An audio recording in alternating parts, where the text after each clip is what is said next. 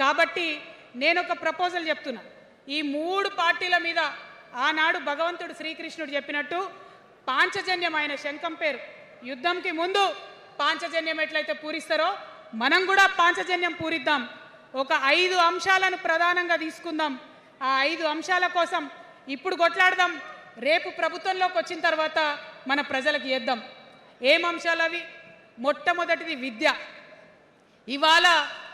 ఇవాళ government schools అంటే ఆనాడు కేసీఆర్ గారు స్కూల్ బంద్ చేసుకుంటూ వచ్చారు, అదే రేవంత్ రెడ్డి గారు కొనసాగిస్తున్నారు. ఎక్కడా కూడా ప్రభుత్వ పాఠశాలలలో వసతులు లేవు. వాష్రూమ్ ఉండదు, వాచ్మెన్ ఉండడు, అటెండర్ ఉండడు, పిల్లలే పోయి బెల్లు కొట్టుకోవాలి, పిల్లలే పోయి బాత్రూమ్లు కడుక్కోవాలి, మంచినీళ్ళు ఉండవు, భయంకరమైన పరిస్థితి ఉంది. నేనేమంటా అంటే గుడిని ఎంత పవిత్రంగా చూస్తామో బడిని కూడా అంతే పవిత్రంగా చూడాలి.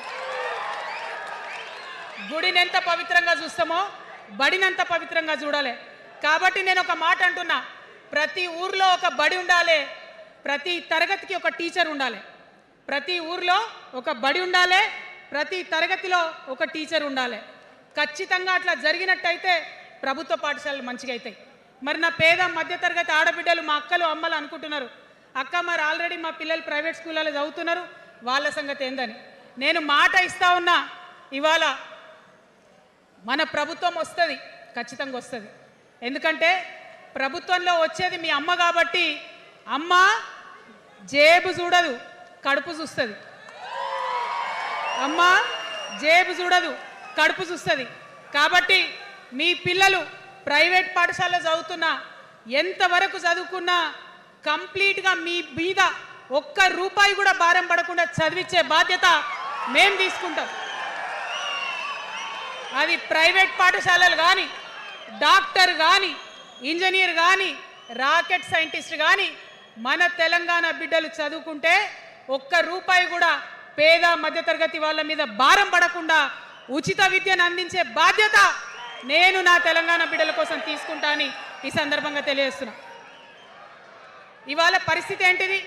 యూనివర్సిటీలో ఉన్న పిల్లలు అంతకుముందు తెలంగాణ రాకముందు నేను చూసిన రక్తం అమ్ముకునేది డబ్బులు లేకపోతే. ఇవాళ ఏం చేస్తున్నారు? బావర్చి కాడ గిగ్ వర్కర్ లెక్క గోడ మీద కూర్చొని వెయిట్ చేస్తున్నారు. అవునా కదా? ఎందుకంటే ఆ గిగ్ వర్కర్ చేస్తే అంతో ఇంతో పైసలు వస్తాయి, పేరెంట్స్ మీద ఆధారపడకుండా ఉండొచ్చు అని. మరి యూనివర్సిటీలను పట్టించుకున్నామా? బీఆర్ఎస్లో ఉన్నప్పుడు 10 ఏళ్ళు ఒక్క రూపాయి కూడా ఇవ్వలేదు యూనివర్సిటీకి. ఆ యూనివర్సిటీ మిత్రులకు, పాఠశాలలో ఉన్నటువంటి వారందరికీ నేను ఒకటే ప్రపోజల్ చేస్తున్నా, మీరు ఎంత చదువుకుంటారో చదువుకోండి, ఒక్క రూపాయి కూడా మీ మీద భారం పడకుండా చదివించే బాధ్యత తెలంగాణ రాష్ట్ర సేన తీసుకుంటుంది. ప్రైవేట్ పాఠశాలలు కూడా బాగుంటాయి, ప్రభుత్వ పాఠశాలలు కూడా బాగుంటాయి, కానీ భారం తల్లిదండ్రుల మీద పడదు. అది మీ అమ్మ ప్రభుత్వంలో జరగబోతుందని, మీ తల్లి ప్రభుత్వంలో జరగబోతుందని మీకు మాటిస్తా ఉన్నా. సెకండ్, మనకేమవుతుంది? మన తెలంగాణలో పేద మధ్యతరగతి ప్రజలకు ఏమవుతుంది? ఎవరన్నా ఇంట్లో రోగం వస్తే, ఒక యాక్సిడెంట్ అయితే ఇల్లు గుల్లవుతుంది. అందుకే ఆలోచన చేసి వైద్యం గురించి ఒక నిర్ణయం తీసుకున్నా. మన రెండో అంశం పాంచజన్యంలో వైద్యం కోసం అనేక అగచాట్లు పడుతున్నారు, అనేక ఇబ్బందులు పడుతూ ఉన్నారు. నేను ఒకటే మాట ఇస్తా ఉన్నా, ఏ రోగమన్నా రాని, ఎంత పెద్ద హాస్పిటల్ అన్నా కానీ, మన తెలంగాణలో మన జబ్బు ఎక్కడ తగ్గుతుందో అక్కడ మీ జేబులకెళ్ళి ఒక్క రూపాయి ఖర్చు కాకుండా ఉచిత వైద్యం అందించే బాధ్యత మేము తీసుకుంటా ఉన్నాం. ఉచితంగా విద్య ఇచ్చి, ఉచితంగా వైద్యం ఇచ్చినాక నా తెలంగాణ బిడ్డల మీద నాకు నమ్మకం ఉంది. మనం కష్టపడే బిడ్డలం, మీరే పైసలు సంపాదించి ఇస్తారు, మీరే రాష్ట్రాన్ని ముందుకు తీసుకుపోతారు. అవునా కదా? ఉచిత విద్య, ఉచిత వైద్యం మన 2 అంశాలు పాంచజన్యంలో. మూడవది వ్యవసాయం. మా రైతన్నలు ఉన్నారు, మా రైతన్నలు ఎంతో కష్టపడి మరి పంటలు పండించి చెమటలు కక్కి మనందరికి అన్నం పెడతారు. మీ అందరినీ నేను కోరేది ఒకటే, ఇవాళ అందరూ అర్రాస్ పాట వాడినట్టు నీకు ఎకరానికి ఇంత ఇస్తా అని చెప్పి మాట్లాడుతున్నారు తప్పితే మనకున్న కష్టం ఎవరైనా తీరుస్తున్నారా? ఏం కష్టం ఉంటుంది రైతుకి? భూమి కష్టం ఉంటుంది, చెప్పుకోవాలి, భూమి మీద దాని ఇబ్బంది ఉంది. ఎంఆర్ఓ ఆఫీస్కి పోతే మనని ఎవడన్నా రాణిస్తాడా? మాట్లాడతాడా? నీ దోతి బాగలేదు, నీ అంగి బాగలేదు, నీ కాళ్ళకు మట్టి ఉండే, నీ చెప్పులకు మట్టి ఉండే, రానియరు. అదే సూటు బూట్ వేసుకొని ఎవరన్నా వస్తే ఏం చేస్తారు? పిలిచి కూర్చోబెట్టి, చేంబర్లో కూర్చోబెట్టి, చాయ్ ఇచ్చి, కాఫీ ఇచ్చి అన్ని పనులు చేసి పంపుతారు. మన ప్రభుత్వం రాబోతా ఉంది. ఆ ప్రభుత్వంలో రైతే రాజు అనేటటువంటి నినాదాన్ని నిజం చేస్తాం. ప్రతి ఆఫీస్లో అది ఎంఆర్ఓ ఆఫీస్ కానీ కలెక్టర్ ఆఫీస్ కానీ ప్రతి ప్రభుత్వ ఆఫీస్లో నేను రైతునని పోతే సపరేట్ కౌంటర్ ఉండాల్సిందే, కుర్చీ మీద కూసబెట్టాల్సిందే, మీకు పని చేసి పెట్టాల్సిందేనని ఈ సందర్భంగా నేను తెలియజేస్తా ఉన్నా.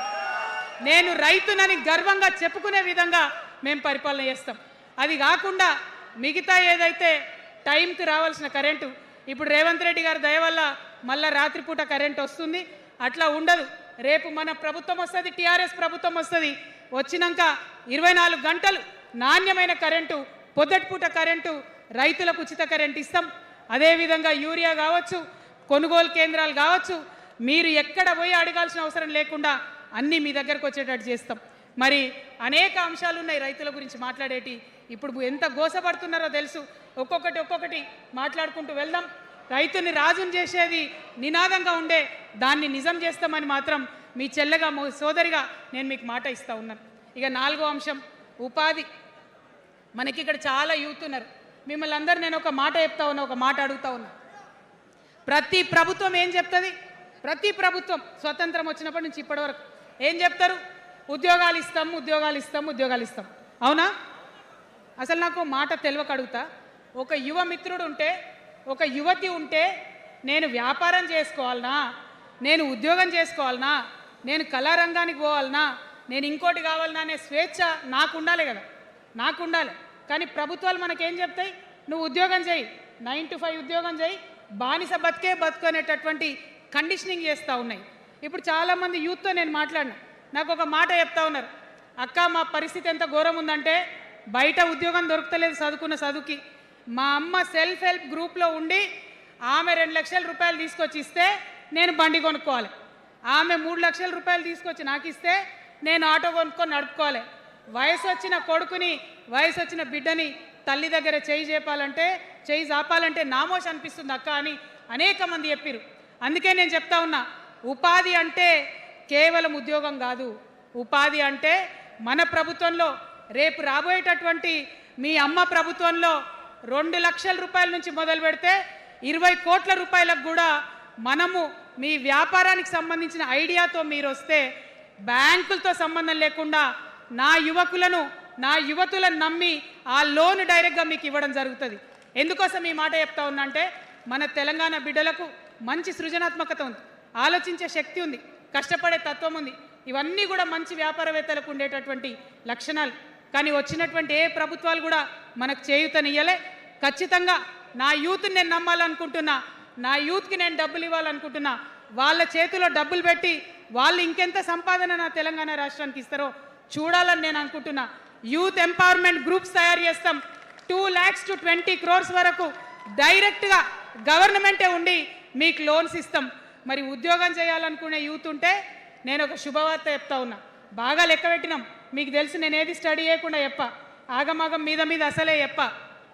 నేను స్టడీ చేసిన దానికి ఏంటంటే, ఎవరైతే ఉద్యోగం చేయాలనే యూత్ ఉంటారో వాళ్ళకి మొదటి సంవత్సరమే మన గవర్నమెంట్ వచ్చినాక 4 లక్షల ఉద్యోగాలు ఒకటేసారి సింగిల్ నోటిఫికేషన్తో ఇచ్చి తీర్థం. ఇది నా మాట. నేను మళ్ళీ మీకు ఎందుకు చెప్తా ఉన్నా ఈ మాట అంటే, నేను తల్లిని, నేను జేబు చూడా, ఎంత ఖర్చు అవుతుంది, ఎంత జీతం అవుతుంది చూడా, నా కొడుకు కడుపులో ఉన్న బాధను, వాడి ఆత్మగౌరవాన్ని, నా బిడ్డ బాధను, ఆమె చదువుకున్న చదువుకి రావాల్సిన ఉద్యోగాన్ని దాన్నే చూస్తా. కాబట్టి మొదటి సంవత్సరమే 4 లక్షల ఉద్యోగాలు ఇస్తాం. మరి మన ఉద్యమకారులు ఇంతమంది వాళ్ళ వయసుని, వాళ్ళ యవ్వనాన్ని, వాళ్ళు సంపాదించుకునేటటువంటి మొత్తం వయసును కూడా ఉద్యమానికి దారపోసిరు. కాబట్టి నేను ఉద్యమకారుల కోసం ప్రత్యేకించి జూన్ 2, 2014 వరకు కట్ ఆఫ్ డేట్ పెట్టుకొని ఆనాటి ఉద్యమకారులకి 1 లక్ష ఉద్యోగాలు, సూపర్ న్యూమరరీ జాబ్స్ క్రియేట్ చేయబోతా ఉన్నామని కూడా ఈ సందర్భంగా తెలియజేస్తున్నా. అంటే ఇవన్నీ తెలంగాణ ఉద్యమంలో, తెలంగాణ రాష్ట్ర సాధనలో మీరు చేసిన ప్రయత్నానికి, మీ రుణం తీర్చుకోవడానికి నేను చేస్తున్న ఈ ప్రయత్నం అని చెప్పి ఈ సందర్భంగా తెలియజేస్తా ఉన్నా. మరిగా మన పాంచజన్యంలో 5వ అంశం, ఆఖరి అంశం, అతి ముఖ్యమైనటువంటి అంశం సామాజిక న్యాయం. సామాజిక న్యాయ తెలంగాణ సాధించాల్సిందే. మన ఎస్సీ మిత్రులకు, ఎస్టీ మిత్రులకు, అగ్రవర్ణాల్లో ఉన్నటువంటి పేదవారికి బీసీలకు అందరికీ న్యాయం జరగాలి. మా మైనారిటీ సోదరులు, మా ముస్లిమ్స్ కావచ్చు, క్రిస్టియన్స్ కావచ్చు, సిక్కులు కావచ్చు, అందరికీ కూడా న్యాయం జరగాలి. మరి బీఆర్ఎస్లో మనం చూసినాం, मुस्लिम्स कोसम थोड़ी देर उर्दू में बात करके आपसे मीठी मीठी बातें बोल के सोपत करके देखो, सोना घिसके देखो बोले, आप 2 बार सोपत कर लिए, तालीम का एक छोटा सा रोशनी आपको दिखाए, लेकिन रोजगार आपसे दूर रखे। जो 12% रिजर्वेशन का बात हुआ था उसके ऊपर कुछ भी अमलावरी नहीं हुआ।